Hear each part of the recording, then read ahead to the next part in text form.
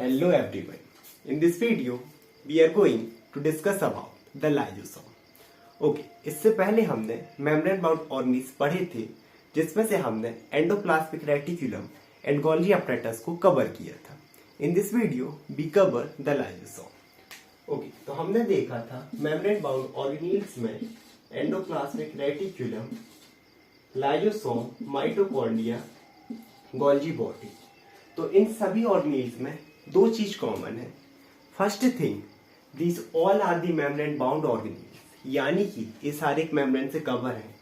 Second thing, these are present inside the cell membrane. तो क्योंकि ये मेम्ब्रेन बाउंड है, so it is the membrane bound organelles present in the cytoplasm, but it is the membrane bound vesicular organelles. अब आप लोगों को membrane bound और organelles से समझ में आ गया होगा. Organelles means small organ and membrane bound यानी कि उससे बाउंडेड है. What is the meaning of vesicular? हमारा जो पार्ट वेसिकुलर है, it is tied from the vesicles. Vesicles में पहले भी बता चुका हूं, हमारे कुछ राउंड शेप स्ट्रक्चर होंगे and they contain something in it, यानी कि अपने अंदर कुछ ना कुछ कंटेन करके रखेंगे. वो या तो एंजाइम हो सकते हैं या लिपिड्स हो सकते हैं एटसेट्रा.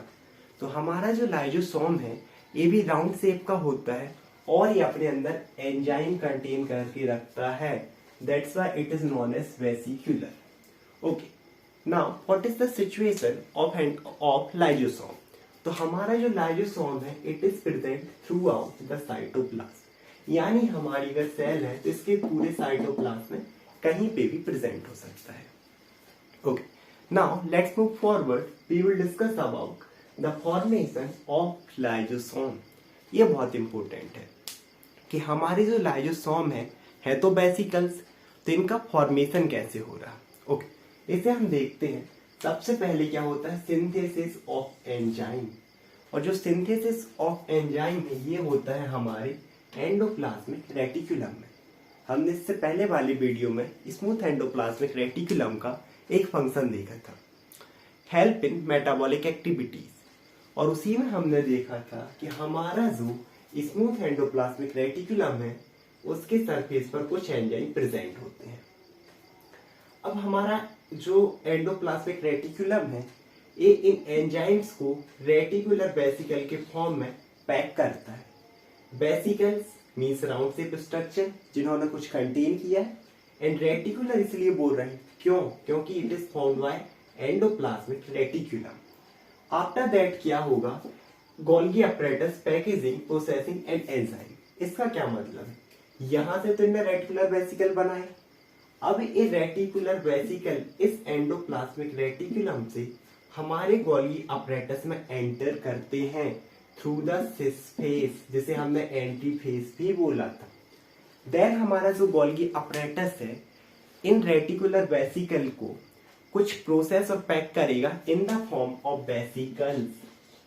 देन जब ये पैकेजिंग कंप्लीट हो जाएगी, प्रोसेस कंप्लीट हो जाएगी, तो ये हमारे वेसिकल्स हमारे गोल्गी अपैरेटस के ट्रांसफेज, जिसे हम एग्जिट फेज भी बोलते हैं, उससे पिंच्ड ऑफ का मतलब होता है चुटकी से वो करने से, हवन करते हैं ना, इस टाइप से बाहर निकालना.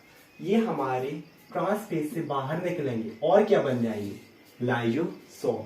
So this is the whole process of formation of lysosome. Now we will there is one thing जो कि बहुत नोट करने वाली है. It is lysosome have the thickets covering membrane. यानी कि हमने क्या पढ़ा, endoplasmic reticulum, Golgi apparatus, membrane में भी है, और जो हमारा लाइसोसोम है मेम्ब्रेन इसमें भी है. लेकिन हमारे जितने भी सेल्यूलर ऑर्गेनील्स हैं इनमें जो सबसे ज्यादा थिकेस्ट कवरिंग होती है वो हमारे लाइसोसोम की होती है. अब ऐसा क्यों होता है?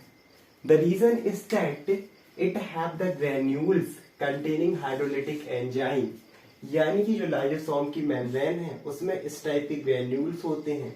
Granules means corn like structure, दाने के जैसे, और इसमें प्रेजेंट होते हैं हमारे हाइड्रोलिटिक एंजाइम, जिन्हें हम हिंदी में बोलते हैं जल अपघटित एंजाइम.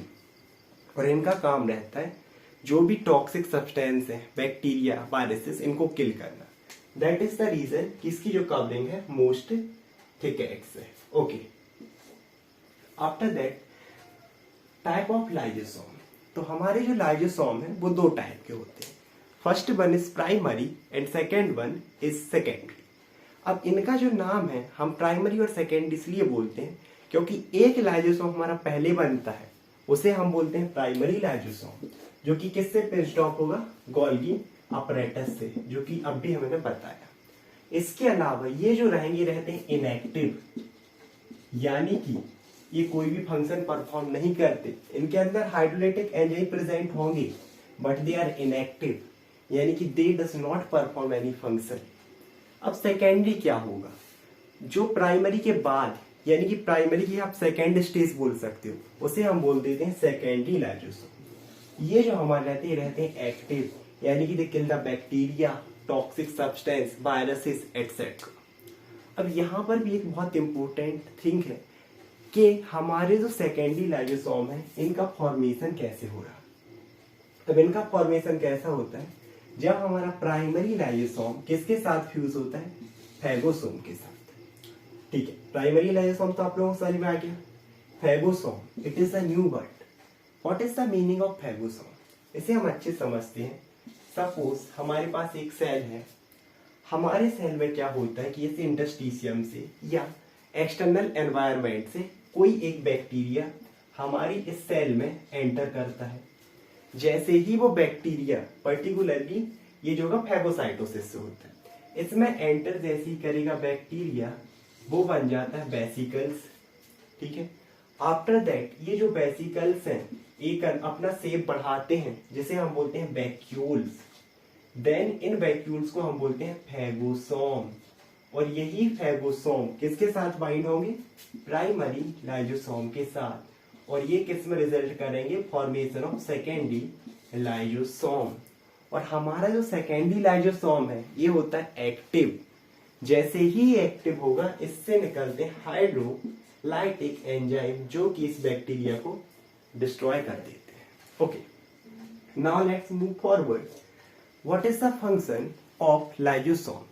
वैसे तो एक फंक्शन मैं आप लोगों को बता दिया। Okay, so it is called as garbage system. हम लाइजोसोम को garbage system of the cell बोलते हैं। गार्बेज समझते हो, कचरा सिस्टम, मतलब कचरा घर एक टाइप से। जैसे कि नॉर्मली रहता है ना कि कचरा साफ करना, एक सिस्टम कचरे को साफ करना, सेम एज जो सिस्टम रहता है, जो फंक्शन रहता है हमारे गोल्गी अपरेट, हमारे लाइजोसोम का रहता है। यानी कि हमारा लाइजोसोम हमारी सेल के अंदर जितना भी गार्बेज है, अनवांटेड सब्सटेंसेस, उन्हें साफ करने का काम करता है because of its degradation activity. यानी कि जो भी वेस्ट प्रोडक्ट, जो भी अनवांटेड बैक्टीरिया, वायरसेस, सब्सटेंस, उनको डिस्ट्रॉय करना। ओके, यहाँ पर एक नोट करने वाली चीज है, it contain about 50 hydrolytic enzyme, जिन्हें हम बोलते हैं हाइड्रोक्सिलेज। हमारा लाइजोसोम 50 से भी ज्यादा हाइड्रोलाइटिक एंजाइम कंटेन करके रखता है, और इसी वजह से क्या होता है, कई बार ये खुद की सेल को ही डैमेज कर देता है। दैट्स वाई हम इसे एक और नाम देते हैं, सुसाइडल बैग ऑफ सेल। एक इस कंडीशन में होता है, सपोज कीजिए कि हमारे पास ये सेल है, ये हमारा लाइजोसोम है, इसके अंदर क्या होता है, एक अगर बैक्टीरिया आता तब तो इसे किल कर देता, 2 आते तब भी ये किल कर देता, मान लीजिए 100 आ रहे हैं तब भी ये किल कर देगा। लेकिन एक कंडीशन है कि हमारी सेल में मिलियंस ऑफ बैक्टीरिया ने अटैक कर दिया, तब इस कंडीशन में क्या होगा, अब उन्हें किल नहीं कर पाएगा। वैसे ही जैसे हमारे सिपाही रहते हैं, झांसी की रानी आपने सुना होगा कि वो बहुत बहादुरी से लड़ी, लेकिन जब उन्होंने देखा कि सामने वाली जो हमारे शत्रु दुश्मन है वो इतने ज्यादा है कि अब हम उन्हें किल नहीं कर सकते, तो उन्होंने क्या कहा, सोचा कि हम सर कटा सकते हैं, झुका नहीं सकते। सेम एस हमारा जो लाइजोसोम रहता है, इनके सामने हार नहीं मानता, ये अपने आप को ही डिस्ट्रॉय कर देता है। यानी कि सर कटा सकते हैं, झुका नहीं सकते। और जैसे ही अपने आप को हाइड्रोलाइज करेगा तो हमारी ये तो खुद डिस्ट्रॉय होगा, एज वेल एज जो बैक्टीरिया थे वो भी डिस्ट्रॉय हो जाएंगे। ओके, तो इसमें हमने देखा कि इट कंटेन 50 हाइड्रोलाइटिक एंजाइम। इनमें से जो कुछ इंपोर्टेंट है, the first one is proteases. Protease क्या करता है, हमारे प्रोटीन को अमीनो एसिड में हाइड्रोलाइज कर देता है। पी से प्रोटेज, पी से प्रोटीन। सेम एज लाइपेज, ये हमारे लिपिड को फैटी एसिड में। लिपिड को अगर आप लोग नॉर्मली समझना चाहो तो आप फैट को बोल सकते हो नॉर्मली, जो होता है ना ओबेसिटी जिन पर्सन में, उस फैट को किसमें, फैटी एसिड में। और ये फैटी एसिड एनर्जी प्रोडक्शन के लिए यूज होता है।